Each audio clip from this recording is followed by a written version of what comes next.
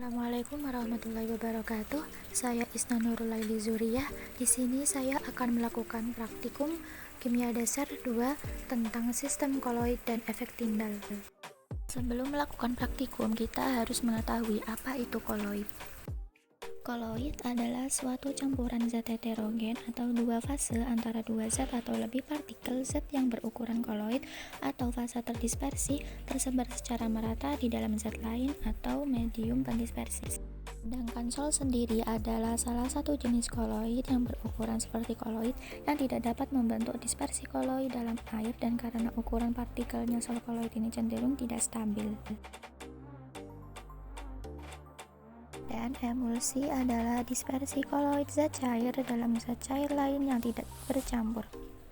Koloid ini dapat dibuat dengan mengaduk campuran dua zat cair tersebut. Sedangkan efek Tyndall adalah salah satu sifat koloid untuk menentukan apakah suatu campuran merupakan larutan sejati atau koloid. Efek tersebut terjadi jika suatu larutan terkena sinar.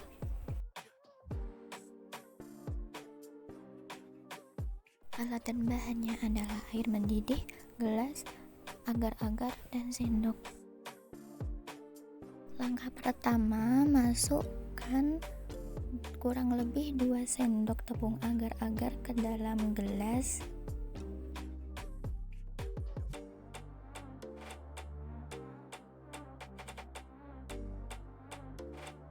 Kemudian larutkan dengan air mendidih secukupnya, kurang lebih setengah gelas. Setelah itu diaduk hingga semuanya tercampur. Agar-agar disebut koloid karena proses pembuatannya terbentuk struktur gel yang tercipta karena ketika dipanaskan dalam air, molekul agar-agar dan air bergerak bebas. Setelah menunggu beberapa jam, dapat terlihat bahwa molekul-molekul agar-agar mulai saling merapat, memadat, dan membentuk kisi-kisi yang mengurung molekul-molekul air, sehingga terbentuk sistem koloid padat cair. Alat dan bahannya adalah air, sunlight, minyak goreng, 2 gelas dengan label berbeda, dan sendok. Yang pertama, kita akan membuat emulsi minyak dan air. Langkah yang pertama, masukkan kurang lebih setengah gelas air. Kemudian, masukkan kurang lebih 3 sendok minyak goreng ke dalam gelas.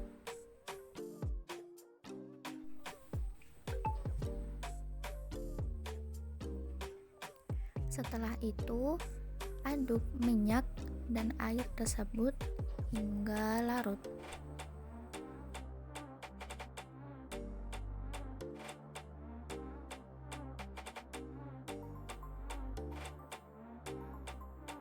Yang kedua, kita akan membuat emulsi minyak plus air dan sabun. Langkah pertama, masukkan kurang lebih air setengah gelas. Kemudian masukkan kurang lebih 3 sendok minyak goreng.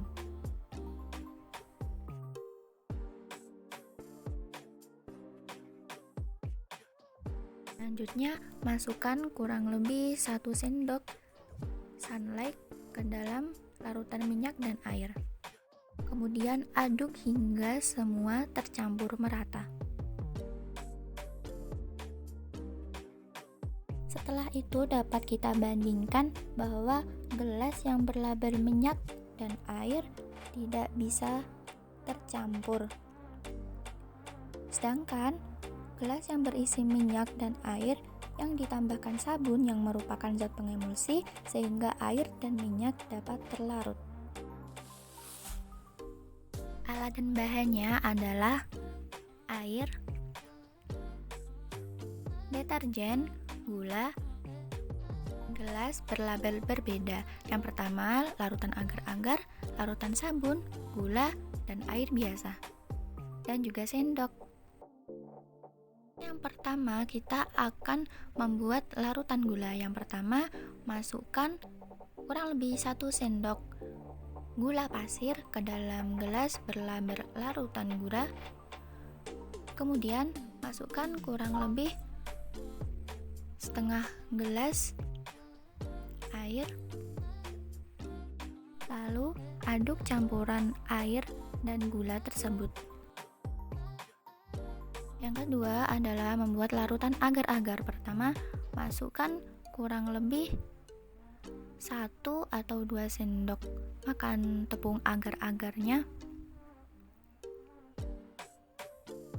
Kemudian, masukkan kurang lebih air sebanyak setengah gelas.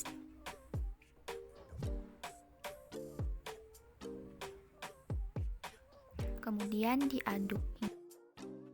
Yang ketiga, kita membuat larutan deterjen. Yang pertama, masukkan kurang lebih 1 sendok deterjen ke dalam gelas.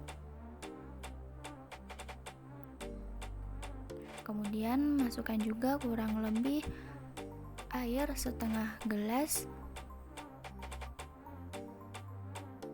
Kemudian aduk. Kemudian masukkan air biasa ke dalam gelas yang berlabel air. Setelah itu, sinari keempat gelas tersebut dengan senter. Yang pertama, larutan gula. Dapat terlihat bahwa larutan gula dapat meneruskan cahaya. Yang kedua adalah larutan agar-agar. Dapat dilihat bahwa larutan agar-agar dapat menggamburkan cahaya. Yang ketiga adalah larutan sabun. Dapat terlihat bahwa larutan sabun dapat menggamburkan cahaya. Yang terakhir adalah air biasa yang dapat terlihat bahwa dapat meneruskan cahaya. Kesimpulan pada praktikum kali ini adalah